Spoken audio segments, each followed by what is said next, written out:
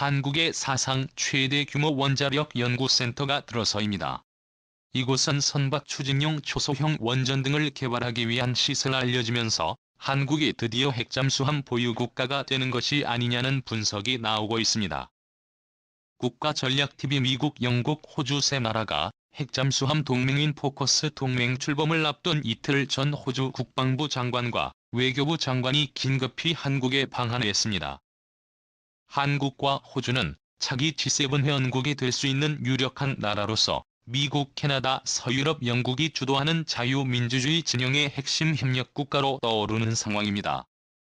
그 두 분은 G7 회원국은 대서양을 가운데로 두고 서유럽과 구소련 사이의 갈등에 주된 포커스를 맞추면서 그 수많은 대서양과 유럽 중동 지역의 핵심적인 외교 무대였으나 중국의 급격한 성장으로 인해 피부투 러시아 즉 인도태평양 중시 전략이 급격한 서방 진영의 핵심 외교 전략으로 떠오르는 상황입니다. 그 가운데 가장 믿을 수 있는 민주주의 국가이자 의무감 있는 선진국 두 나라인 호주와 대한민국 두 나라의 협력은 그 어느 때보다 중요한 상황이 되고 있습니다. 이 때문에 지난 오커스 핵잠수함 동맹 출범을 앞둔 호주 국방부 장관과 외교부 장관이 오커스 동맹 발표를 이틀 앞두고 한국을 찾은 것에 대해서 오커스 동맹에 한국이 끼어서 오크루스 동맹으로 확대되는 게 아니냐는 추측이 나왔으나 한국은 오커스 동맹에서 포함돼 발표되지는 않았습니다. 충격적이게도 물밑에서 한국의 핵잠수함 보유에 관한 물밑 작업이 이루어지는 것으로 관측되면서 도대체 한국에 무슨 일이 벌어지고 있는 것인지 관심이 집중되고 있습니다. 그럼 순서대로 살펴봅니다. 첫 번째, 한국 역사상 최대 규모의 원자력 연구센터 설립. 오커스 동맹 출범을 앞두고 한국의 사상 최대 규모의 원자력 연구센터가 설립됩니다.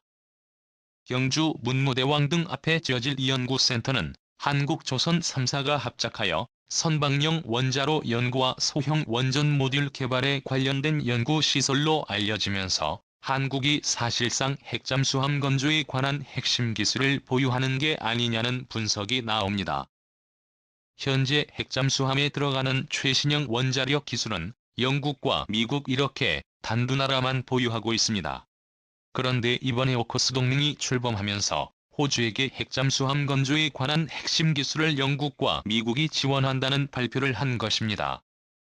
그런데 뜬금없이 이 일정에 맞추어 한국의 원자력 연구가 들어서면서 한국이 핵심 행정기술을 보유하는 게 아니냐는 분석이 나옵니다. 현재 한국은 한국형 원자로 수출의 최고 권위에 있는 나라입니다. 그러나 갑작스런 동일본 대지진으로 인해서 원자력 관련 정책들이 대폭 위축되면서 세계 최고 기술을 보유한 한국 원전 경쟁력이 다른 나라에 추월되는 것이 아니냐는 우려가 나왔습니다. 이러한 상황에서 소형 원전을 비롯한 선박용 원전 기술을 위한 사상 초유의 대규모 연구센터 단지가 설립되기 시작하면서 향후 남북극이나 우주해저에서 사용될 수 있는 초소형 원자력 기술이 개발될 것으로 관측되면서 지금보다 더욱 안전한 원자력 에너지 기술을 한국이 확보하게 될 것으로 관측됩니다. 소형 원전의 경우는 지난 2011년 동일본 대지진의 원전 피해와는 확연하게 다른 안전한 시설로서 앞으로 핵융합 에너지 기술과 함께 차세대 에너지 생산 기술로 각광받고 있습니다. 이 시설을 통해 한국이 또다시 소형 원전 분야 기술을 확보하게 된다면 한국은 세계에서 독보적인 원자력 기술 국가가 될 수 있을 것입니다. 두 번째, 호주 원자력 잠수함 건조 지원. 호주된 땅덩어리는 대륙 스케일의 땅을 가지고 있는 나라이지만 인구는 불과 2천만 명 수준으로 대만 섬 수준의 인구에 불과한 나라입니다. 현재 호주는 중국을 견제해야 할 핵심 인도태평양 국가로서 더욱 높은 기술력과 국방력 보유를 위해 고도의 방산기술 국가가 협력을 해야만 하는 상황입니다. 그에 대한 확실한 파트너 국가로서 한국이 선정되고 있는 상황이 만들어지고 있습니다.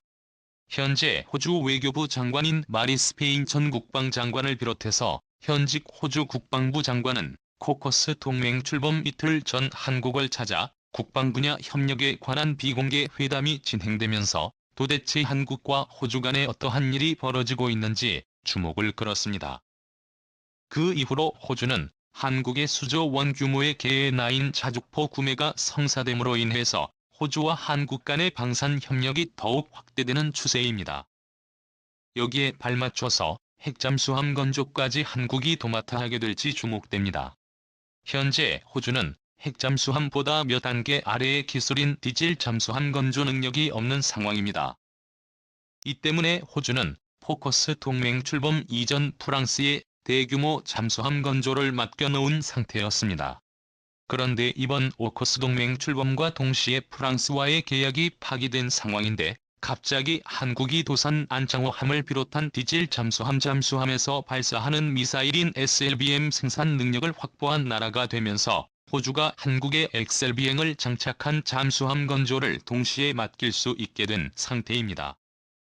여기에 더 나아가서 핵잠수함 핵심 기술을 보유까지 확보하게 된다면 한국은 호주의 유력한 핵잠건조 협력 국가가 될 수 있게 됩니다.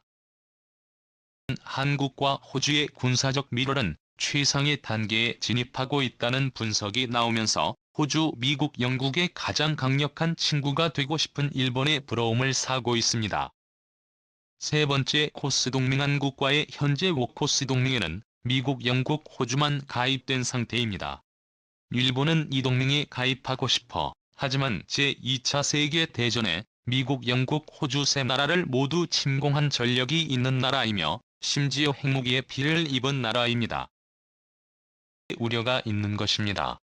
심지어 최근 일본은 진주만 공습 80주년을 맞아 A급 전범이 합세된 야스쿠니 신사를 집단 참배할 뿐 아니라 일본계 미국인이 겪은 차별 등을 조명하며 반성을 하지 않는 모습을 취했습니다.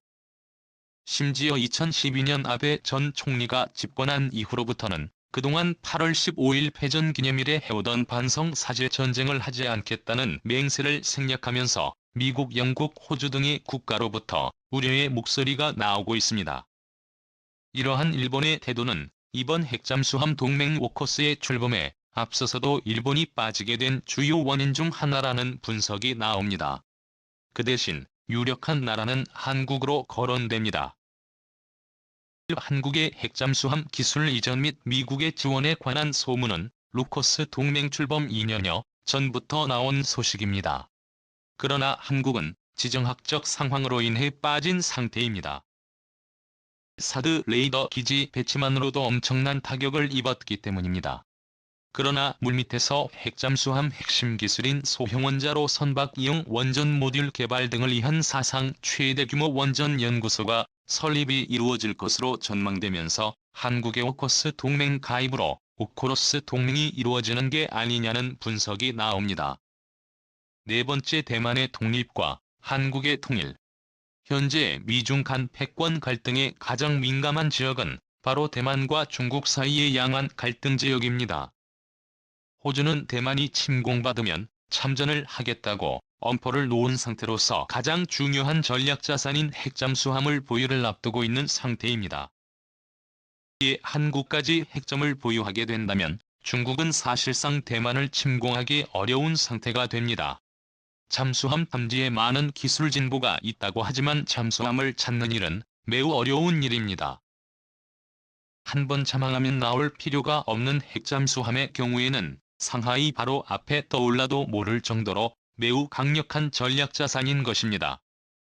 이러한 군사적 우위를 한국, 호주 영미권이 확보를 하게 된다면 대만의 성공적인 독립을 비롯해서 한반도 통일까지 자주적으로 이뤄낼 수 있을 것이라는 관측이 나옵니다.